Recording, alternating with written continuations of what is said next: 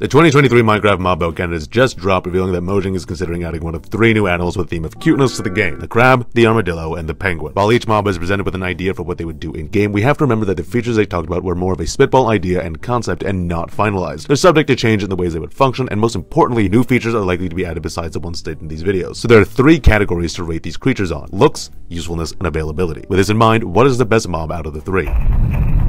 Presented first was a crab, which I love design-wise. Mojang's recent design philosophy when implementing real-life mobs is to use a form of that mob that isn't the stereotypical image if possible. For instance, there are 4 variants of axolotl with a 5th rare one in the game, making it just as likely to get a stereotypically pink axolotl as it is to get a brown one. Here's our axolotl. Their name is Chalky Milk. You're amazing, Chalky Milk. The crab shown in the teaser is not a classically red crab, but instead blue with orange claws. I think this is meant to be an exaggerated version of the Atlantic blue crab, which, oh my god, there it is in my local supermarket. Oh my god! Full transparency, I wrote this script before I went to the local market, and I'm not 100% sure that's an Atlantic blue crab, but to make up for it, here's the real frogs from the 1.19 update. Honestly, I have very strong thoughts on Minecraft frogs, but this video isn't about them. The stylized asymmetric claws on the crab are fantastic. One thing to note is that despite the art being stylized, we know from previous mob votes that this art will not be far from what we're going to get in-game, so we won't have to take that into account. Presumably, upon killing the crab, it could drop one of its claws, and this item would help the player reach for the blocks when building. I say presumably because they didn't say how you would get the crab claw, but if I'm taking the crab's entire arm, I'm going to assume it's dying. But sometimes crabs can grow the claws back. I think it's dead. I'm going to say it's dead. Mojang's official article on the crab says you can just find it somewhere. Find it where? On the ground? After I've killed the crab? In all honesty, the quality of this feature greatly depends on how you'll be able to use the claw and how much reach it would give. If the claw has to be in your offhand for use, then building with it would be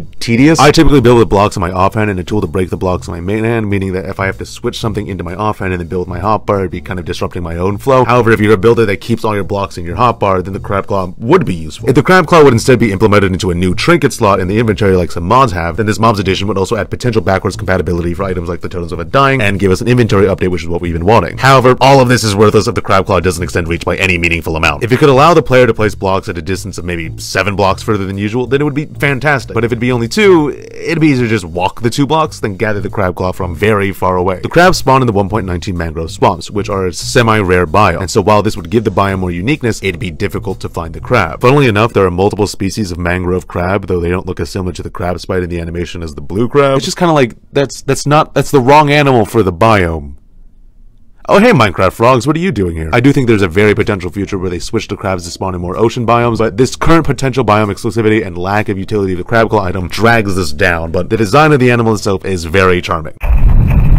Second to be revealed was the armadillo, and while cute, it's kind of lame. It's exactly what you'd expect when you hear the word armadillo. Specifically, it seems to be modeled after the 9-banded armadillo, which is the most common one that people think of. While it is an adorable animal in real life and in game, I wanted to see some more of the unique characteristics that we saw with the crab and that we're going to see with the next mob, but it does harken back to Mojang basing designs of animals on what most people's idea of the animal was, rather than any accuracy to a specific aspect of a real creature like polar bears or cows. That is bear. The armadillo's functionality would be to drop scoots that be crafted into armor for your pet wolves, which has been a long requested item by the community. Mojang has done this before, explaining that a feature hasn't been in the Minecraft universe due to the solution not being discovered until the recent update. For instance, the community wanted a spyglass zoom feature in the base game for a long time, and the in-universe explanation is that it hadn't been possible due to amethyst not being discovered until 1.17. I've never heard them say this explicitly, but they've done it a handful of times to the point that it's become a noticeable trend. However, this feature feels very disconnected from the armadillo, and doesn't really need it to be in the game for us to gain wolf armor. For starters, scutes for armadillos are the individual pieces of armor plating found along its shell. The key thing, however, is that armadillo scutes are tiny, because the animal is tiny. When searching up armadillo scute online, I only got results for giant armadillo fossils, because those guys were,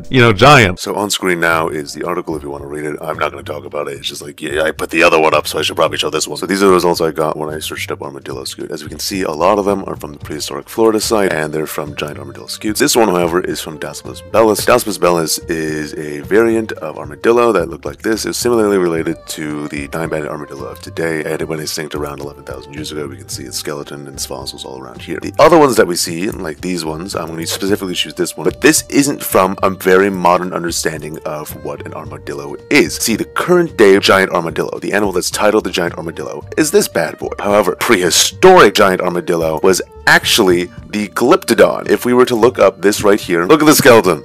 This is very obviously a massive animal. That's a log for comparison. Armadillo scutes are tiny, except for when they're the prehistoric kind. Also, these giant armadillo scutes were compared to turtle scutes on a few websites, which brings me to my next point. If armadillos don't get added and wolf armor must be from an animal byproduct, the features could be implemented with turtle scutes. The scute item is obtained by a baby sea turtle growing up into an adult, and the baby turtle sheds it during the growth stage. This mechanic is what makes turtles a very unique mob, but is rarely necessary to use unless you want a turtle helmet or a turtle master potion, and giving another reason to obtain turtle scutes would be neat. There we go.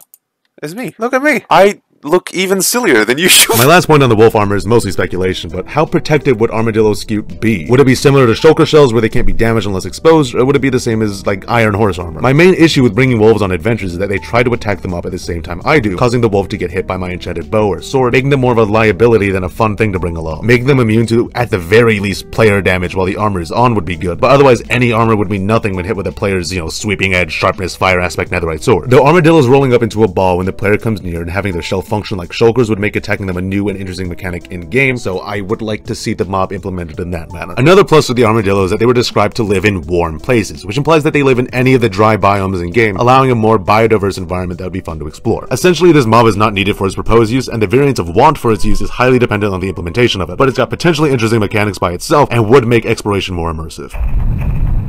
Finally, the last mob revealed was the penguin. Sorry, hold on, I pronounced that wrong. I meant penguins. These penguins are yet again an example of using a less commonly known version of the animal being added. While many think of penguins and imagine an emperor or an Adelie penguin, these designs are based on a type of crested penguin, most likely the macaroni penguin due to the length of its, eyebrows. The reason they're named macaroni is not because they really enjoy pasta, but for their pronounced yellow crest, which apparently resemble the feathers placed in hats worn by 18th century men. I don't agree that it does, but that's the reason the English sailors gave, and we all know how much Englishmen love making wrong decisions. So here's a screen cap of the Mojang article just for posterity's sake, and I actually want to talk about how the name macaroni came about. So the macaroni penguin was originally discovered by German-Russian biologist Johann Friedrich von Brandt. If I butchered his name, please be sure to subscribe. Like the video. Actually, go in the comments and tell me how to actually pronounce it. So Johann went to the Falkland Islands in 1837, found them and described them in his journals. Simple as that. When English sailors went to the Falkland Islands in the 19th century, they said, whoa, this penguin has weird eyebrows that look just like the feathers that are part of the fashion style macaroni. They took one look at these penguins and went, damn, these guys are so fashionable. Let's call them the fashionable penguins. The penguins are currently exclusive to the Stony Shores biome, which is accurate to real life as macaroni penguins live on the Falkland Islands, which are by the southeast coast of South America and indeed has very stony shores. If you're wondering why I have all this knowledge, I had a short penguin phase in elementary school, and that kind of thing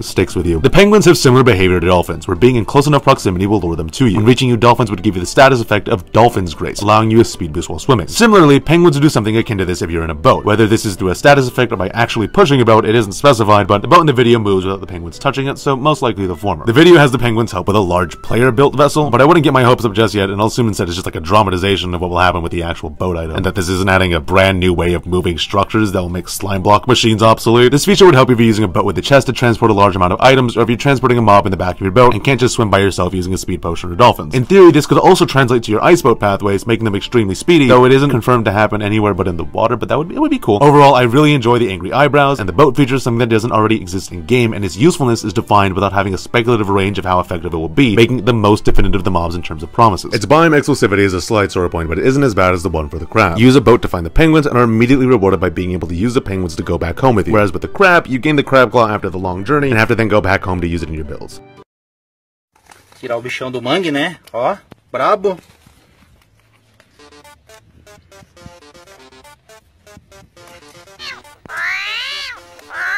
My conclusion? In terms of looks, the crab is my favorite. In terms of location, the armadillo is, and in terms of useful features, the penguin is the best. My overall favorite is the penguin, as it comes second place in the other categories for me, making it the highest point-wise. That's my final thoughts on the mob vote as was presented to us. You guys go pick your favorites, participate in the vote, and preferably make your favorite the penguin because of their little dance. Look at it go.